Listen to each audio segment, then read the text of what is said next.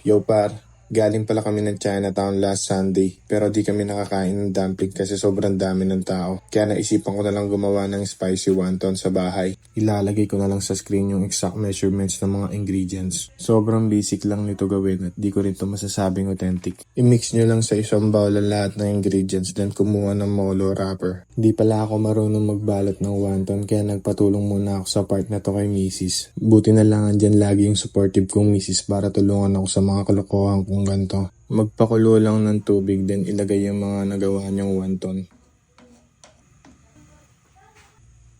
Then gumawa ng sauce. Hindi perfect yung sauce kung walang chili oil na kasama. Buti na lang meron tayong sangsang na umami garlic chili oil by Soul Good Kitchen. Gawa rin pala to sa olive oil kaya kung mahilig kayo sa manghang pwede nyo dagdagan ng ilagay nyo. Pag lumutang na yung wonton, hanguin then toss back it to the sauce. Mag-drizzle ng chili garlic at sesame oil and that's it. Kain!